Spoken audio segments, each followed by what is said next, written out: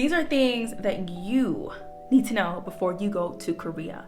These are like honestly big sister advice and opinions and thoughts that I wish someone told me, especially as a black girly going to Korea. There's a lot of things on this internet around black women in Korea that I feel like can be a little bit dangerous and could really impact your experience to experience the country and its people in a very a way that isn't tainted by the things that you're consuming. So let's get into it. So hi, I'm Florisha. I studied abroad in South Korea in 2023, and this is just my raw, unfiltered experience about what it was like for me to be a black woman in South Korea.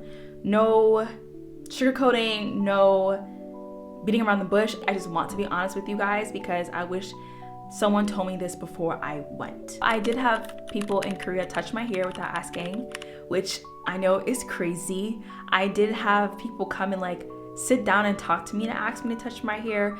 I did have people staring at me and then coming to talk to me about my hair. I had people stare at me a lot, and then I had this one woman, I accidentally made eye contact with her and she gave me the most disgusting look. She was just appalled that I looked at her and I was shook. I said, oh, I feel like I did something wrong. I was just like, okay, girly, I see you don't like, which is fine. I was turned away from going into clubs twice.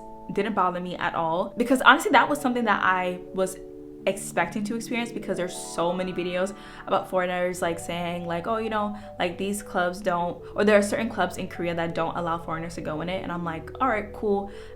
Honestly, does that impact my mental or physical well-being? No, so I'm chilling. The only type of racism that I'm worried about is the ones that impact my mental and physical well-being. The type of racism that exists in America, right? That literally makes me a target because I am a black woman. That is the racism that I'm worried about. But if it's the racism of you can't come in this club because you are a foreigner, which is not even racism, it's just I guess prejudice, being prejudiced or being discriminated against. To me, that's fine. Honestly, I feel like you pick and choose your battles of what type of racism or what forms of racism can you endure as a foreigner or as a minority. I honestly don't like the word minority, but as a person of color, what forms of racism are you willing to endure and I guess experience and know how to handle when you are outside of your native country? When it comes to handling the type of racism in Korea, I wish someone told me that it's a mixture of ignorance and genuine curiosity and interest. And I talk about it in this video I'll put up here. I do a deep dive into my understanding around the question, are Koreans racist? And I really talk about racism in Korean society in general. So, well, if you want to know more about my answer, definitely go check that video out. But that is what I would have to say. I would have to say I don't think it's intentional racism. I don't think it's a direct attack on you, but I think it's really because of just because of lack of knowledge, awareness around racial sensitivities and cultural awareness, and the ability to know how to interact with people outside of Korea. I feel like a lot of Koreans don't have the knowledge and awareness on how to interact with people of different racial backgrounds and identities. I also wish someone told me to avoid romanticizing Korea and Korean society and its citizens. And this is something that I don't think I did. I think this is something that I want to repeat, I guess, and say to people who are going that do not think that Korea is exactly like K-dramas. K-dramas are orchestrated, they are planned, they are outlined, they are fabricated, they're manufactured. The stories are not real, and everything is idealized and romanticized and fantasized in Korea. In K-dramas. That's the whole aspect of the K-drama, right? You getting lost in the world that the K-drama has created. If you go to Korea with that aspect, you are just honestly denying the country of being a country, of being a nation. Every nation on this planet has its flaws, has its ups and downs. Korea is not perfect. And I know that it may seem like it is. And I feel like K-pop and K-dramas are ways in which Korea has utilized its soft power to control the narrative of its country and make it seem like it's like spotless and like perfect, right? But it's not. I feel like it's better to take K-pop and K-dramas or whatever with a grain of salt, because that is like a tiny fraction of Korea is, like the reality of Korean society and culture. Sure, there are certain like cultural aspects that are shown in K-dramas that like are Korean, like that is it, right? Like you can't deny that that's not real, right? But when it comes to understanding the society, understanding its people, its culture, or like I guess in some sorts, like understand the people and the culture, take K-pop idols and K-dramas with a grain of salt and develop your own sense of understanding when you get there through your own experience, rather than letting something as fabricated and manufactured as K-dramas lead your perspective, or letting K-pop idols who are like, they're like individuals, these are human beings, be the face of South Korea, because that's a lot of weight to carry, and no human being is the face of a country.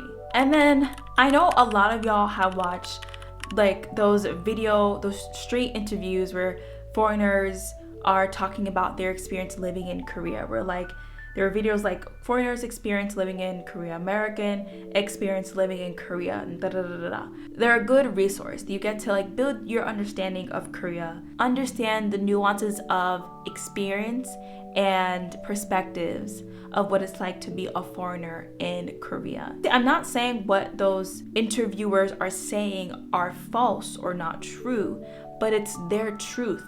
It is their experience. Just because that is their truth doesn't mean that their truth is also going to be your experience and your perspective when you get to Korea. Like their truth isn't the universal truth. Like, does that make sense? Like they do not represent, or their experience isn't the experience of all foreigners in Korea. I think it's important to observe, but don't absorb their truth and their experiences, because when you take someone else's truth and experience, like you can't even develop your own ideas and thoughts about it because you already have theirs in your head. And so it really impacts the ways in which you'd be able to experience South Korea when you get there. I honestly don't like videos that are titled "What type of foreigners Koreans like" and da da da da. Personally, I feel like it creates this idea that you need to mold yourself to be digestible to Koreans or to get Koreans to like you. And I'm just like, not with that. Obviously, it's important to learn the societal norms and cultural norms of Korean society, right? And of Korean culture. Definitely take the time to learn how to operate and be respectful in Korean society. Like bowing when you enter in places. Stuff, you know, the two hands, you know, the two hands thing, you know what I'm talking about? Like those are obviously necessary to show up in a country outside of your own and to be respectful. But when it comes to changing who you are, like deep down of what makes you you, I am not with that. I am not with morphing, changing myself, molding myself, denying parts of my authenticity and what makes me me to make someone else comfortable or to make someone else like me more. I've stopped watching videos about like what type of foreigners Koreans like, because I'm just like, I felt myself trying to mold myself to be exactly what one Korean was saying on YouTube.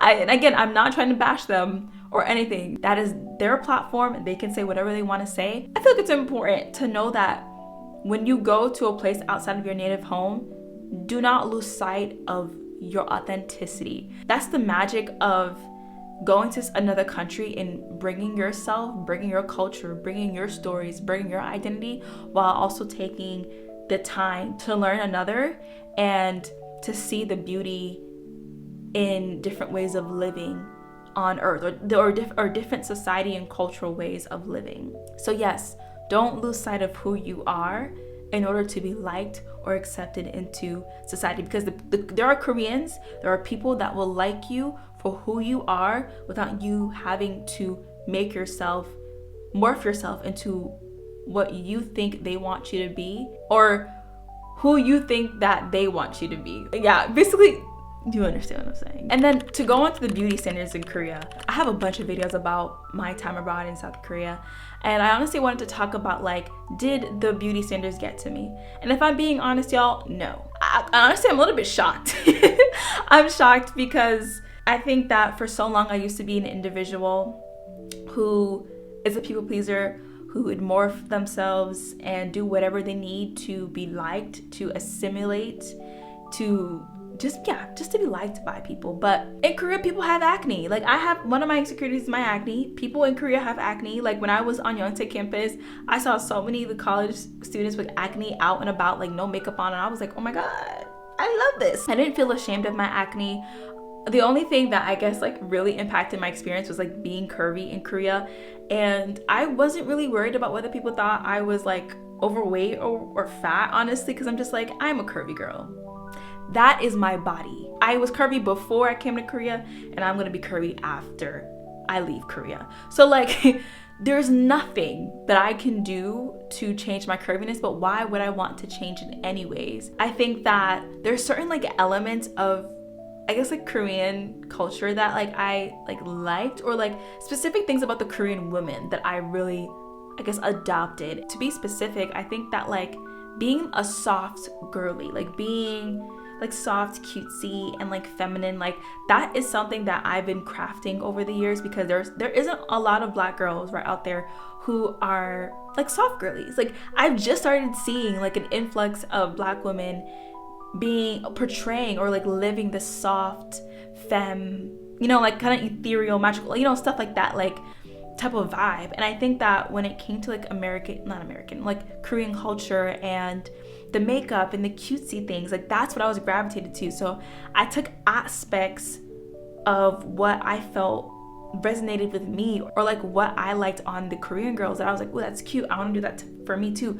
But never did I feel like I was trying to morph myself to be Korean or to look Korean, because no, obviously not healthy, not on my agenda when I was abroad, especially when you're abroad for a certain amount of time, but like not on my agenda at all. So no, the beauty standards did not get to me because I wasn't trying to meet them. I don't need to meet them. And even in America, I don't meet the beauty standards anyways, because it's just so Eurocentric and white-centered. So I know that beauty is subjective, period. It changes all the time, and I'm not willing to morph myself or change myself to be seen more, or to be deemed beautiful by a certain group of individuals, honestly, y'all. And now I'm gonna talk a little bit about like navigating love and self-esteem in Korea. And y'all, I know, oh, actually, I'm a victim of like watching those videos of like what Korean men think about like black women, or like an Asian man meets, or a Korean man meets a black woman, like stuff like that. You know, we've all seen the street videos or the videos about like the collision of worlds, right? And those videos may seem harmless. They may seem like Koreans are meeting people of different racial backgrounds and they're connecting, but sometimes I feel a little bit iffy about it. Like, I feel like sometimes they could perpetuate this idea that black women are like some type of like unicorn, or like black women's ability to be loved is like scarce, and there needs to be videos about Korean men demonstrating their interest and desire to be with a black woman. I don't know. I just like, obviously I love when black women are being loved in the ways in which they should be, right? And the ways that they should be loved unconditionally and completely, right? I love that. It reinforces in my brain that love is possible, that love is not all the ways in which society has portrayed love for black women specifically. But when you're creating this idea that black women being in a relationship or being loved on is scarce, or that how certain characteristics, or there's some sort of desirability politics or standards that black women need to meet in order to be deemed attractive and loved by Korean men or like Asian men in general, I'm not with that. I am not with that at all. And I feel like these videos have a real impact on Black women and how they perceive themselves and their chances of possible connections or even like romantic connections in Korea. I don't like that. And I'm not saying that it's bad to go to Korea with the intention of finding love, but that can be tricky. That can be tricky. That's my next topic. But I feel like as a Black woman, as a woman of color, I just want to tell you that you do not need an Asian man, a Korean man to love you or to give you attention to make you feel worthy of love or like valuable. Like, you are not incomplete. Like, don't pedestalize Asian men or Korean men and put them on a pedestal, because honestly, I guess I'm talking to my next topic. There are good men, there are bad men all over this world, and that includes Korean men. Like, there are Korean men that are bad, and there are Korean men that are good. And I'm this not only in Korea, y'all, but you know what I'm saying, right? Going to Korea to find your oppa or and I've been seeing a lot of videos that are made by Korean men or like even like Korean women that talking about this.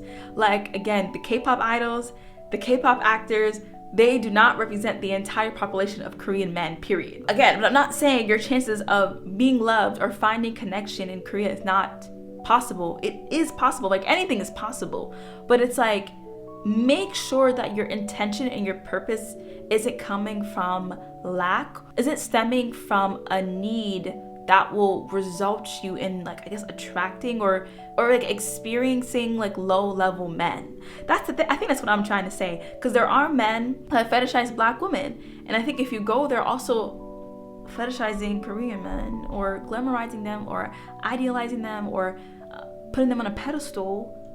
You, I guess, are just like mirroring their desires and wants. Be careful with that. That's all I want to say. I feel like that is such a hard thing to say to someone, but like, I'm only telling you this because I felt like I did that when I was in Korea. I felt like I felt some sort of kick up in my confidence when I received attention from a man, right? Or a Korean man, to be specific. But it's like, you don't and I don't need to feel worthy or to feel confident or beautiful or loved on or whatever just because I received an attention from a man, honestly, who probably doesn't have good intentions. When I was in Korea, I did not download any dating apps. It felt wrong to me. Again, I'm not telling you to don't download dating apps. You do you. You are you. This is your life.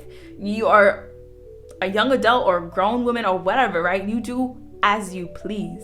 But when I was there, I just like, I don't know, it just felt yucky. I was just like, I don't think I want to do this. Like, I don't think this is the reason why I'm here in Korea. I'm not here to find love. I'm here to experience the country. I'm here to honestly find myself, because when I was in Korea, I felt like I was starting from scratch. I was in a whole new country. No one knew me. And I felt like I had this ability to reinvent myself, to be whoever I wanted to be, without having to carry the expectations and burden that was like at home. Probably I didn't have to be a version of myself that I wasn't happy with, that existed back in America, if I'm being honest. Can't believe I'm saying that here, but like, yeah, I don't think that I was content with the person who I was in America. And I felt like because I didn't have that baggage, I didn't have anyone that had a specific idea or version of me already in their head that they knew, that I could just like be a whole new version of myself. And I think that's what happened in Korea. I really rebranded myself, and I really got to know myself on a deeper level. And I think that was what transformed me during my time abroad in Korea. That's all I wanted to say. I hope you guys enjoyed this video. Don't forget to like and subscribe, and check out all my other videos that I made about South Korea, being a Black woman in South Korea. I have vlogs, I have videos about my experience taking classes at Yonsei. Y'all, I have a whole catalog of videos, so there's more if you want to watch. But thank you so much. Bye.